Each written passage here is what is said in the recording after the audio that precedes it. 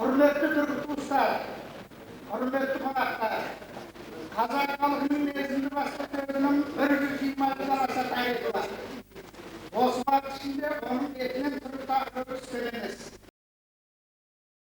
Kazak eli, öz Müslümanları, Türk halklarına, onun içinde Türklerge özünün ıslık ıhlasını koymayan, dillerimizin hiç vakti koymayan.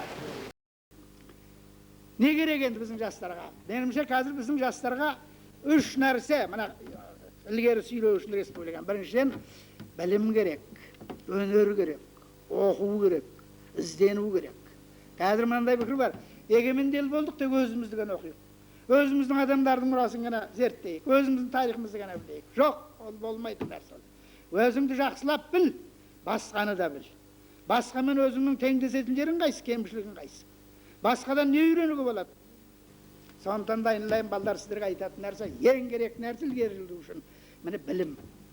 Көп іздену керек. Сіздердің білім алатын кездеріңіз бірден ізденіп, ауылдан бос келген қоржынның екі басын толтырып алып қайтатын білімге, жаңалыққа кез осы мына университеттегі 5 жыл оқитын жылдар. Екінші керек нәрсе мына имандылық деген мәселе.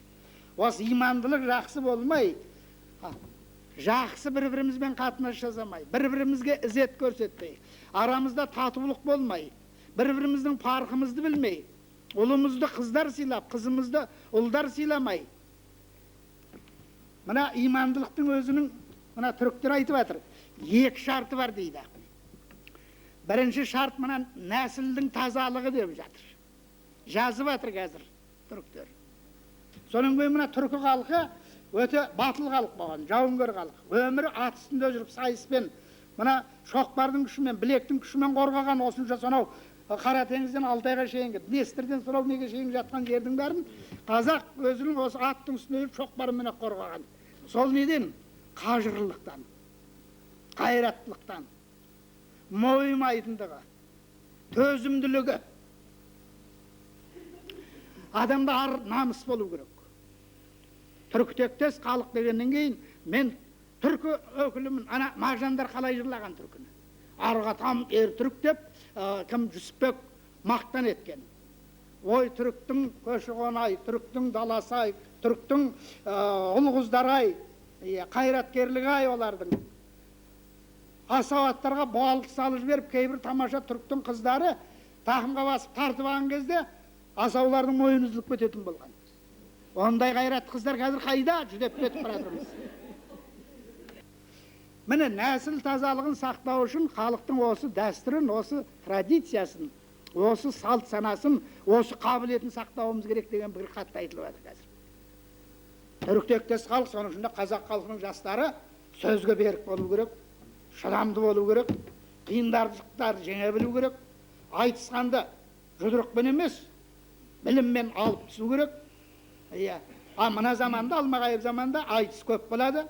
Бәрін қисайып жатып бәре берсек, онда тірлікте болмайды, өмірде болмайды. Сондықтан дауласушыларға тұмсықты көрсетіп, аулақ жүр дегенде айта білетін дәрежеге жетуіміз керек. Осы үшін ұлымыз болайық, қызымыз болайық, мықты болуымыз керек. Имандылықтың тағы бір несі мына тұраншылдық деген бар. Өзі біздің түріктектес халықтың бәрі мына тұран ойпатында өмір сүрген. Анау Түркия мемлекетіне барғандар олар кейін барған. Әлемел Демирел келді ғой Сүлеймен осында. Ол сонда жылап жіберді. Ата бабамның туған топырағына келіп тұрмын мен. Менің табаным ата бабамның туған топырағына тиіп тұр. Міне осы сезімді біз ұмытпауымыз керек. Түріктектес халықтар дегенде әлгі Ыбырайдың әңгімесінде бар ғой. Бір шыбықты баласына берген, шырттегі сындырып тастаған. Солай ма? Ал 5-6 шыбықты біріктіріп беріп, ал енді сындыршы дегенде сындыра алмаған. Демек біріксе күш қой, солай ма? Қазір мемлекеттің ғана одағы керек емес. Партияның ғана одағы керек емес. Жаңа біздің мына ақпарат құралдарының өзінің одақтастығы керек. О, бірі туралы бірі жазу керек. Бірі туралы бірі жазса, бірін-бірі жақсы біледі. Бірін-бірі жақсы білгеннен кейін біріне-бірінің әлсіз жері қайсы, жақсы жері қайсы, соған өзі назар аударатын болады.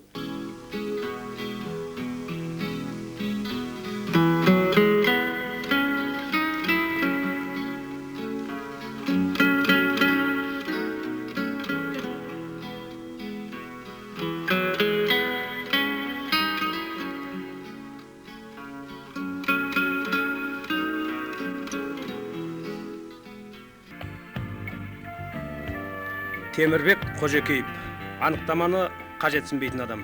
Ақиқаты менің ұстазым. Темірбек Қожекеев, республиканың қоғамдық саяси өмірін қалыптастыратын Қалемгер атаулының бапкері және талапшыл бапкері. Қатарды бұғушы еді. Бала емеспіз бе, қателескен екенбіз. Аямаушы еді. Оқымасаң кет дейтін, кетпен ұстайтын да адам керек деп намысымызды шымшылайтын. Есімнен шықпайтын есім осы. Жалғыз менің ғана екен. Алдынан 10 мыңдай шәкірт өрбіген екен. Соның бірі болғанымды бүгін мақтаныш тұтсам, мұнымды ешкім теріс болмас. Ұстаз. Кең ұғым ғой бұл. Кісі баласын кісі етсем дейтін жалғыз мамандықтың иелері осы ұстаз емес пе? Жүректің дарқандығын көрем десең, ұстазыңмен сұхбаттас бол. Тәрбиешіңмен тағдырыңды жазсын.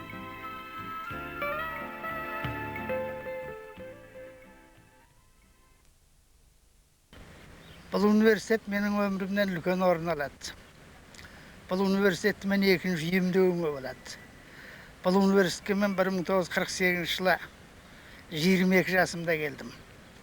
5 жыл осы университеттің қабырғасында оқыдым. Осы университетте білім алдым, тәрбие алдым. Артынан осы университеттің оқытушысы болып қалдырылдым. Міне содан бері 53 жылдан бастап осы университетте міне 43 жыл болды ұстаздық қызмет істеп келе жатырмын. Осы университет жүріп, осындай іскер кадрлер, жоғарғы мамандығы бар журналистер даярлап, халықтың игілігі үшін, халықтың болашағы үшін, халықтың жақсылығы үшін қызмет етуге тәрбиелеп аттандырғаныма, солардың осындай халық игілігі үшін жұмыс істеп жатқанына өзім қуанып қоямын.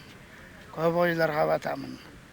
Халық алдында, үкімет алдында, Қазақ Республикасы алдында 50 жылға тарта қызмет етіп, осындай тірлік істеп, халқым үшін бірсыпыра пайда келтіргеніме, халқым үшін бірсыпыра еңбек сіңіргеніме өзімді ризалық сезіммен түсініп отырамын.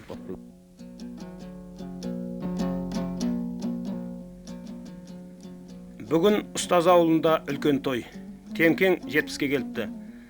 Қара сөздің қадірін ерекше бағалайтын халқымызда халыққа наннан кейінгі ең қажеті мектеп деген ұлағатты сөз бар. Сол мектептің есігін ашқан әр адам өзіне керегін ұядан алуға ұмтылмай ма? Ұшқан ұяның әрдайым естен шықпайтындығы да содан болса керек. Ал сол ұяны жылытып, шәкірттердің жүрегіне жылулық нұрын, өмірдің нәрін құятын айналайын ұстаз деген ұлағатты есім бар. Бүгін елі сол ұстазын құрметтеп жатыр. Ұстаз өз ел алдында атқарған қызметіне есеп беріп, той жасап жатыр. Бар өмірім білімі мен күш қайратын маман журналистер дайындауға арнаған профессор Қожекеевтің бүгінгі 70 жасқа толған тойын өз туып өскені Ойталдағы осы бір кең жайлаудың төрінен көруге болар еді. Иә, Ойталдан шыққан соқпақ жол бүгінде арналы өмір жолына жалғасып жатса, онда туған ұлдың көп көңілінен шыққан арқалы азамат болғандығын көрсетпей ме? Кешегі бүршік жарған жас шыбық бүгінде саялы бәйтерекке айналды. Елінің құрметімен шапағатына бөленді. Жазушы Темірбек Қожекеевтің 70 жасқа толған мерейтойына жиналып отырмыз.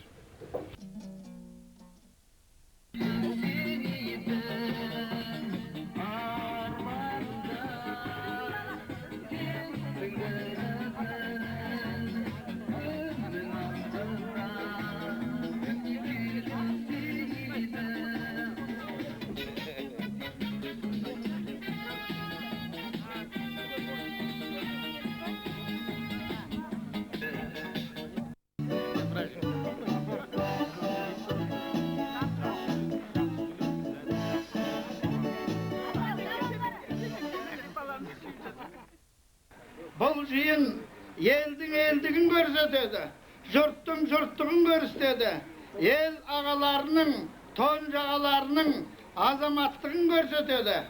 Екіншіден бұл той жас ұрпаққа үлгі өнеге береді, тәлім тәрбие береді. Жастар осыны көріп, өседі, өркендейді. Ел көзіне ілінер адам болсақ, жұрт ықыласына ие болар кісі болсақ, азамат болсам деп талпынатын болады, талаптанатын болады. Үшіншіден мұндай той Көпшіліктің көкжиегін кеңейтеді, мақтаныш сезімін оятады, азаматтардың ар намысына қамшы басады, асқақтатады. Мен осы елдің перзентімін, осы жердің бір шымшым топырағымын, осындағы мынау салқын самал соғып тұрған таза ауаның бір жұтым бөлігімін. Осы Меркелінің сарқырап таудан төмен ағып атқан өзендерінің бір тамшы суымын. Сондықтан да мен сіздерді өзім деп білемін, сіздерді елім деп білемін. Осы асқақтатып көтеріп отырғандықтарыңыз елдің арқасы, жұрттың арқасы, азаматтардың арқасы. Елім айналайын, аман болыңыздар.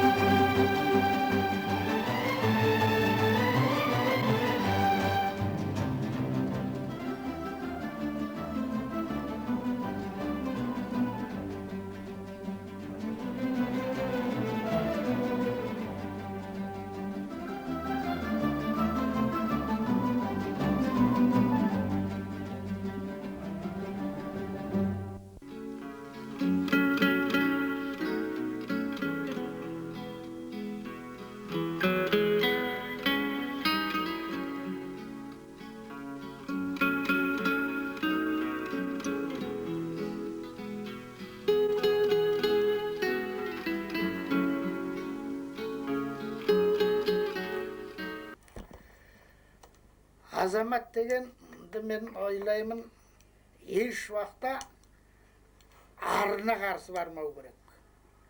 Әділдікті аяққа баспау керек. Әр уақытта тура жолмен жүру керек. Жақсылық не, жамандық не? Жақсылық болса сол рас жақсылық па, өтірік жақсылық па, соны білу керек. Сонан кейін мына азамат адам, дос-жаран адам еш уақытта бірге жүріп, бірге тұрған, отбасы ошақ басын көрген, бала шағасымен араласып жүрген адамдар еш уақытта жамандыққа беріліп, сатылып кетпеуге тиісті. Мына адамның еңбегінің елге көрінгені жақсы, еңбегінің жанғаны жақсы. Қазақ айтады, ой, еңбегің еш болғыр дейді. Мына еңбек етіп, сол еңбегің еленбесе, сол еңбегің еш болса, одан жаман нәрсе жоқ. Мысалы, мен қазір еңбек стажым 52 жыл болыпты. Мен өзі колхозда колхозшы болып, шөпте шөп жинаушы болып істеген адаммын. Сонан кейін колхозда тәбілшік деген болады, учетчик болып істеген адаммын. Сонан кейін армияға бардым. Армиядан кейін 5 жыл оқыдым, осының бәрі менің стажыма кіреді екен. Сонымен жалпы еңбек стажы мен 52 жыл болыпты. Соның 48 жылы университет өтіп жатыр екен. 5 жылын оқыппын, 43 жылын ұстаздық жұмыста жүр екенмін. Ал енді өзімнің ұстаз болғаныма өкінбеймін. 6000-ға тарта журналист кадрларын даярлаппын. Бұлар менің үлкен мақтанышым.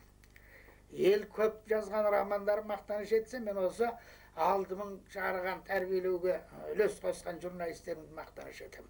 Жана бұл тәрбиелеген шәкірттерімнің ішінде үлкендері бар, көрнектілері бар. Қазір мына министрлер кабинетінің қарауында көптеген менің шәкірттерім істеп жүр. Анау президент аппаратында көптеген шәкірттерім істеп жүр. Мына республикалық газет журналдың бәрі менің шәкірттеріммен шығып жатыр. Сонан кейін облыстық газеттің қызметкерлерінің бәрі де менің шәкірттерім. Бір жерге шықсам, облыстарға барсам, бәрі ұралап қарсы алады. Бір кезде аға, сіз қатал едіңіз, бізге қатты талаптар қоюшы едіңіз, сонда біз ренжуші едік. Ал сүйсек, соның бәрі дұрыс екен.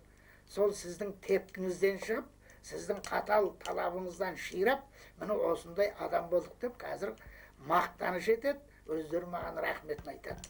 Сол шәкірттерім тұрғанда, мен әзірше Құдайға шүкір қартаймаймын ғой деп ойлаймын.